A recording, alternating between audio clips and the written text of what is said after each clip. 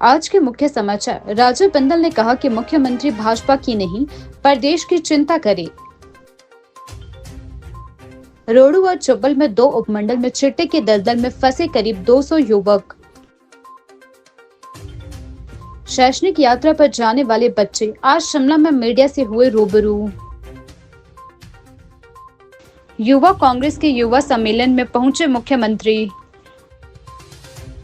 संजीव ठाकुर ने केंद्रीय बजट और ऑर्गेनिक खेती पर दी प्रतिक्रिया।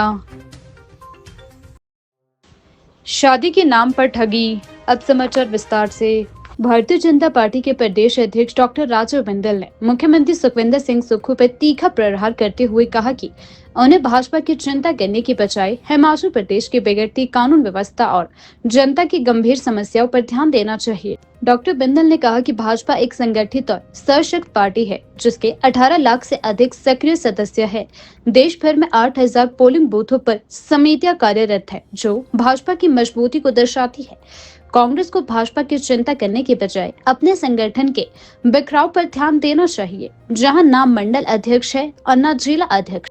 भाजपा अध्यक्ष ने कहा कि प्रदेश में लगातार बढ़ते अपराधों को लेकर सरकार पर निशाना साधते हुए कहा कि बलात्कार, हत्या, लूट और अन्य जघन्य अपराधों में बेतहाशा वृद्धि हुई है। हिमाचल प्रदेश के माननीय मुख्यमंत्री सुखविंदर सिंह सुक्खू जी भारतीय जनता पार्टी संगठन की चिंता करना छोड़ दें।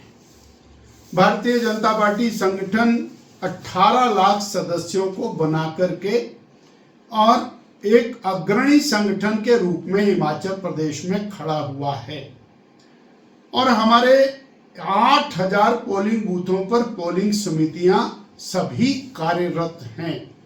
परंतु चिंता करें कांग्रेस की, जिनका ना मंडल का कोई अध्यक्ष है, ना जिले में कोई अध्यक्ष है और प्रदेश का अध्यक्ष भी आपने लटका करके रखा हुआ है।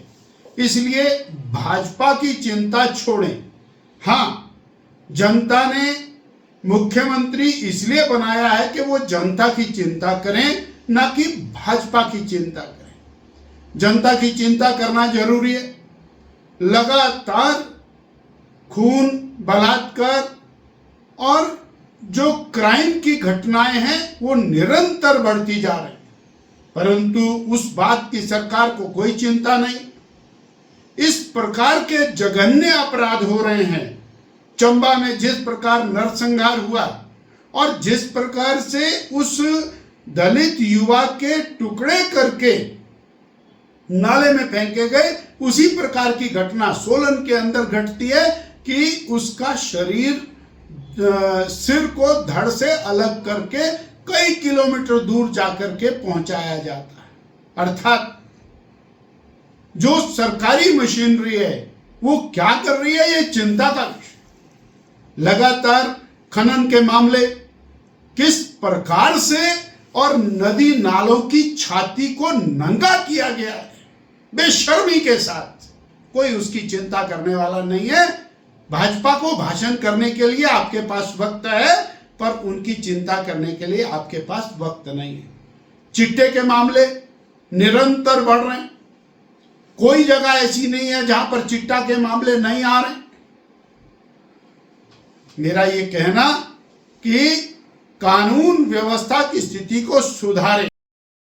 रोहडू और चुब्बल हिमाचल प्रदेश के 2 उपमंडल हाल ही में चिट्टे हेरोइन के नशे की गिरफ्त में फंसे करीब 200 युवाओं के कारण चर्चा में आए हैं। यह आंकड़ा स्थानीय मीडिया और पुलिस द्वारा प्राप्त जानकारी पर आधारित है, जिसमें युवाओं के इस नशे के दलदल में फंसे होने का खुलासा हुआ है। नशे की बढ़ती समस्या ने इन क्षेत्रों में एक गंभीर संकट उत्पन्न किया है, जिससे न केवल युवाओं के स्वास्थ्य पर प्रतिकूल प्रभाव पड़ रहा, प्रदेश में नशा आज बड़ी समस्या बन चुका है। हालात यह है कि ऊपरी शिमला के केवल रोहडू और चुब्बल 2 उपमंडल में चिट्टे के दलदल में फंसे करीब 200 युवक जेल की हवा खा चुके हैं। 5 युवकों की नशे के ओवरडोज से मौत भी हो चुकी है। हाल यह है कि दुर्गम क्षेत्र डोडरा क्वार तक चिट्टा पांव पसार चुका है।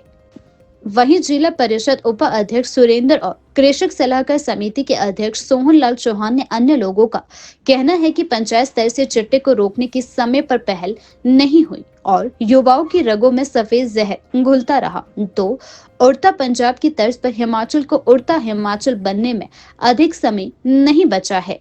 साथ ही साल 2023 से 31 जनवरी 2024 तक रोडू, चब्बल और चिड़गांव पुलिस थाने में चिट्टे के 90 मामले दर्ज किए गए। बीते 2 साल में चिट्टे के मामले में करीब 123 लोगों के खिलाफ मामले दर्ज किए गए। इन लोगों से करीब 700 ग्राम चिट्टा पुलिस ने बरामद किया था। इसके अलावा चिट्टा तस्करी मामले में अंतरराज्य शाही महात्मा गिरोह के करीब सरगना समेत 62 लोग गिरफ्तार किए जा चुके हैं। संदीप शाह के गिरोह से कई लोग पुलिस टीम ने अलग अलग जगह से गिरफ्तार किए। रोडू, जुब्बल, चिड़गांव, कोटखाई क्षेत्र से करीब 200 लोगों के खिलाफ चिट्टे के मामले दर्ज है। बीते 4 साल में इस क्षेत्र के 5 युवाओं के ओवरडोज से जान भी जा चुकी है। चिट्टे से मौत का आंकड़ा इससे कई अधिक है, लेकिन परिजन बदनामी के डर से शिकायत दर्ज नहीं करवाते हैं।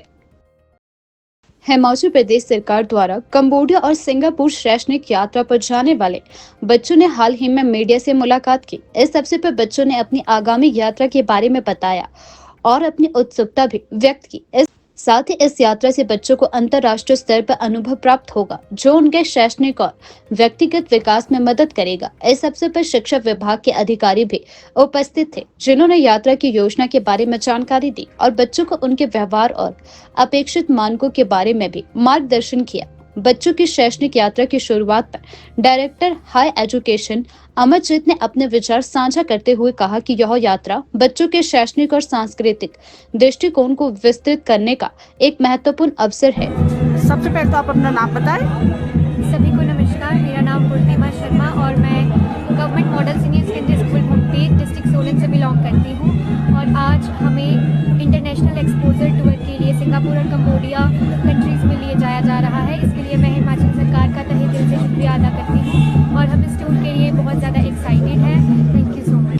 देखिए, सरकारी क्षेत्र के बच्चों को पहली बार हिमाचल प्रदेश के इतिहास में कंबोडिया और सिंगापुर भेजने का कार्यक्रम हमने शुरू किया।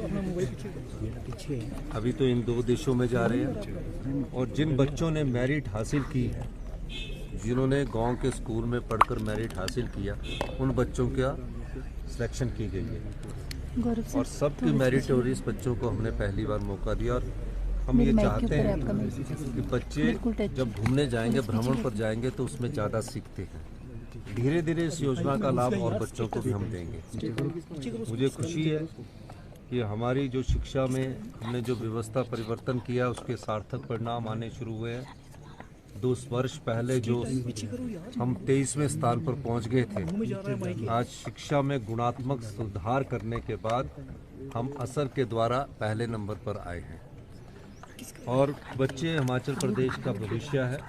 आने वाली पीढ़ी जो समाज की सेवा करेगी, वो यही भविष्य के हमारे बच्चे हैं। जो कमियां शिक्षा स्तर में थी, उसको हमने दूर किया है। टीचरों की हमने नियुक्ति की है और अच्छे डे बोर्डिंग स्कूल हम बना रहे हैं। धीरे धीरे इन स्कूलों में पूरे गवर्नमेंट स्कूलों में हम परिवर्तन कर देंगे।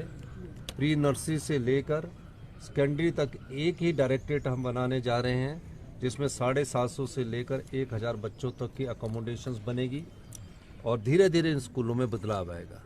और शिक्षा के क्षेत्र में हम गुणात्मक शिक्षा पर ज़्यादा ध्यान देना चाहते हैं। मुझे दुख इस बात का कि भारतीय जनता पार्टी की सरकार, जो हमेशा डबल इंजन की सरकार कहती थी, आज शिक्षा के स्तर पर निम्न स्तर पर उन्होंने हिमाचल को पहुंचाया, हेल्थ सेक्टर में निम्न स्तर पर पहुंचाया। पानी का नलका देने से पानी साफ नहीं हो जाता और जो स्वच्छ वाटर ना उपलब्ध करवाकर जो लोगों में विभिन्न प्रकार की बीमारी हो रही है, उस स्तर पर भारतीय जनता पार्टी ने पहुंचाया। कि हम लोगों के हिमाचल में हम उन 6 राज्यों में भारतवर्ष में हैं, जिसमें वर्ल्ड बैंक के प्रोजेक्ट पे जो है वो 6 स्टेट में काम कर रहा है। और वर्ल्ड बैंक प्रोजेक्ट से हमने 2 साल पूर्व भारत सरकार से हिमाचल के लिए शिक्षकों के लिए फॉरेन ट्रेनिंग का एक कंपोनेंट में हम पैसा लाए थे। और उसी कड़ी में अब जो है हमने बच्चों के लिए भी पैसा मांगा और भारत सरकार ने सर जो है हमें इस पैसे को दिया है। और इसमें जो सोच है, जब हम इस प्रोजेक्ट को भारत सरकार में ले गए थे तो माननीय जो हमारे ऑनरेबल सीएम हैं, ऑनरेबल एजुकेशन मिनिस्टर है, उनकी ये सोच थी कि शिक्षकों के साथ साथ अगर हम बच्चों को भी बाहर ले जाएंगे तो बच्चे प्रोत्साहित होते हैं। और जिस तरह से आपको सबको पता है कि हिमाचल प्रदेश जहाँ तक शिक्षा का प्रश्न है, हम एक ऐसे चौराहे पे खड़े हैं जहाँ पर बीते कुछ सालों में जो हैं हम लोग थोड़ा नीचे चले गए थे और उसको सुधारने के लिए, और हमारे बहुत सारा बच्चे जो हैं वो सरकारी स्कूलों को छोड़ के प्राइवेट स्कूलों में चले गए थे। तो ये कदम जो है ये जो कदम है उसमें बहुत महत्वपूर्ण योगदान रहेगा। सबसे पहले तो सभी बच्चों को, उनके पेरेंट्स को, उनके अध्यापकों को बहुत बहुत बधाई देता हूँ, बहुत बहुत शुभकामनाएं देता हूँ। और मैं हमारे प्रदेश के मुख्यमंत्री, हमारे शिक्षा मंत्री, इनको बहुत बहुत धन्यवाद देता हूँ कि इन्होंने ऐसी पहल चलाई है जो हमारे जो मेरिटोरियस स्टूडेंट्स हैं, जिन्होंने मेरिट में अपना स्थान रखा है, इनके लिए ये किसी तोहफे से कम नहीं है। तो ये बहुत बड़ी बात है। इसमें एक एक्सपोजर ट्रिप है, बच्चे कंबोडिया और सिंगापुर में बहुत सी बातें वहाँ से सीख करके आएंगे और एक उन बातों को अपने आने वाले समय में, आने वाले जीवन में, अपने जीवन में उतारेंगे और एक अच्छा इंसान बनकर ये भी आने वाले समय में उभरेंगे। शिमला स्थित कांग्रेस ऑफिस में हिमाचल प्रदेश युवा कांग्रेस द्वारा आयोजित युवा सम्मेलन में मुख्यमंत्री सुखविंदर सिंह सुक्खू, प्रदेश अध्यक्ष प्रतिभा सिंह, पीडब्ल्यूडी मंत्री विक्रमादित्य सिंह और अन्य युवा अधिकारी शामिल हुए। इस सम्मेलन में नेताओं ने युवाओं के मुद्दों पर चर्चा की और उन्हें आगामी योजनाओं और विकासात्मक पहलुओं के बारे में बताया। प्रदेश अध्यक्ष प्रतिभा सिंह ने भी युवा शक्ति को अपने राज्य के भविष्य के रूप में पहचाना और उन्हें सक्रिय राजनीति में भाग लेने के लिए प्रेरित किया। इस सम्मेलन ने प्रदेश के युवाओं को आगे बढ़ने और समाज में बदलाव लाने के लिए प्रेरित किया। साथ ही यह अवसर उनके विचारों को सुनने और उनकी समस्याओं को समझने का था। जैसा कि अभी इन्होंने अपने वक्तव्य में कहा कि हम इसके बाद एक आंदोलन करने जा रहे हैं जिसका नेतृत्व ये करेंगे और हम राजभवन तक जाकर ये आक्रोश केंद्र सरकार के प्रति जाहिर करेंगे कि किस तरीके का बर्ताव हमारे भारतीय लोग जो यूएसए में थे उनको वापस लाने में जो तौर तरीका अपनाया गया वो बहुत ही गलत था और उसके विरोध में हम एक प्रदर्शन करेंगे। हमें खुशी है कि सारे युवा यहाँ आए हैं, आप इसमें भाग लेंगे और इन बातों को अपने इलाके में भी लोगों तक पहुँचाएंगे, ये मैं आपसे उम्मीद करती हूँ। जैसा कि अभी राष्ट्रीय अध्यक्ष ने यहाँ पर आपको निर्देश दिया और ये भी कहा कि हम आपकी गतिविधियों पर नजर रखेंगे कि आप कितना काम कर रहे हैं, जो आपको निर्देश दिया गया वो संदेश आप जन जन तक पहुंचाने का काम कर रहे हैं, इनकी नजर रहेगी। तो मैं समझती हूँ कि इनकी आदेश को आप सभी समझ गए हैं और आप उसी उमंग से, उसी निष्ठा से संगठन के लिए काम करेंगे। युवा पीढ़ी को आगे बढ़ाने के लिए आपका नेतृत्व हमें चाहिए और हम चाहते हैं कि आप प्रदेश में जाकर अपने इस संदेश को जन जन तक पहुंचाएं। ये मैं आपसे निवेदन करना चाहती हूँ। युवा कांग्रेस के 4 महीने में युवा कांग्रेस निश्चित तौर पर युवा कांग्रेस के लोगों को आने वाले समय में युवाओं की सोच को संशोधित करना पड़ेगा, तभी हम आगे बढ़ सकते हैं। मेरा ये मानना है कि आज युवा कांग्रेस ने एक धरना प्रदर्शन भी कर रखा है और पहले ही जो बाहर से आए हमारे नागरिक है उनके प्रति रवैया देशीय सरकार ने नहीं बनाया, उस संदर्भ में इन्होंने नियोजन कर रखा है। तो इस संदर्भ में आज इसका रैली है।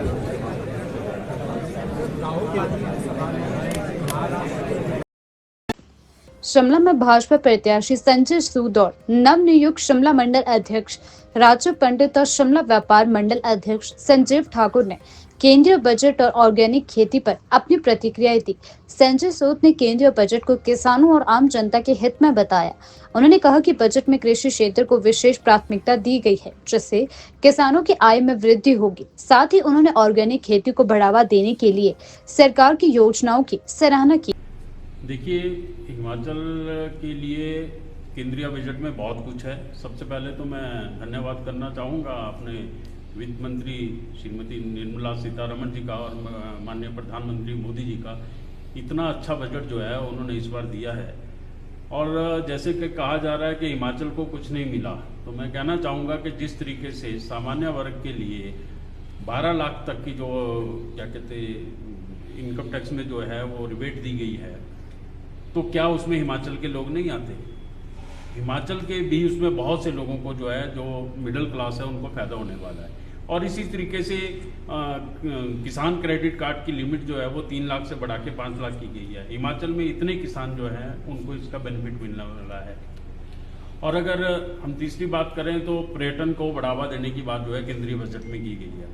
और हिमाचल प्रदेश और खासकर शिमला की अगर मैं बात करूं तो ये, और मनाली हो गया, ऐसे बहुत से स्थान हैं, डलहौजी हो गया, जो पर्यटन की दृष्टि से विकसित हैं। तो डेफिनेटली जब केंद्रीय बजट में पर्यटन को बढ़ाने की बात हो रही है तो उसका हिमाचल को सीधा सीधा फायदा होगा।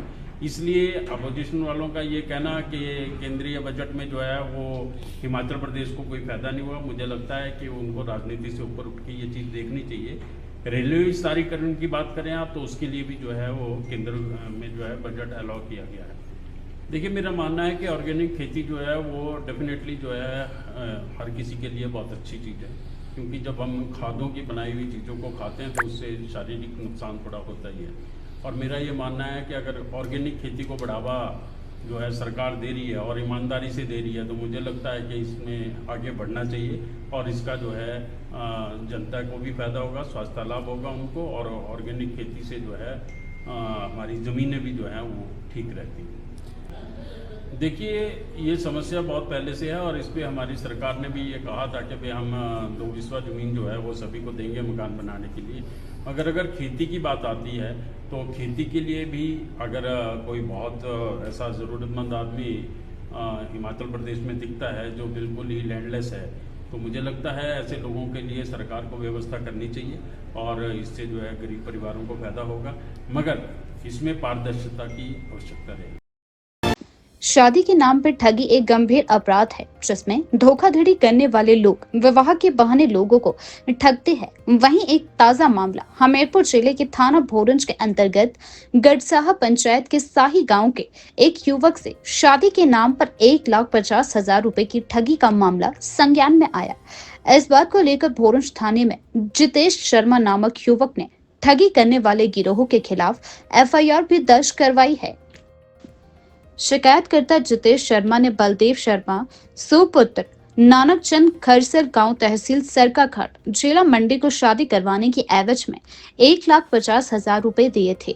13 दिसंबर 2024 को शादी करवाने वाला व्यक्ति बबीता पुत्री तेल बहादुर नामक युवती के साथ भोरंज कोर्ट में शादी के लिए लाए, परंतु युवती का जन्म का कोई प्रमाण पत्र उपलब्ध न होने के कारण वकील के द्वारा शपथ पत्र के माध्यम से शादी करवा दी गई। ठगों ने शिकायतकर्ता व उसके परिजनों को विश्वास दिलाया कि युवती के नाम प्रमाण पत्र इत्यादि दस्तावेज जल्दी ही उपलब्ध करवा दिए जाएंगे, जिन पर विश्वास करते शिकायतकर्ता ने परिजनों के समक्ष पूरे विधि विधान से अपने मूल गांव के मंदिर में शादी की।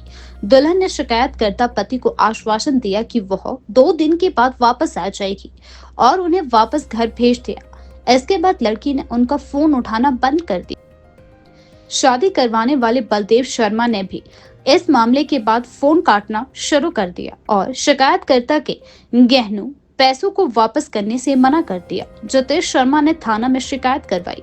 शादी के नाम पर ठगी करने वाले लोगों के खिलाफ केस दर्ज हुआ है। पुलिस टीम मामले की गंभीरता से जांच कर रही है।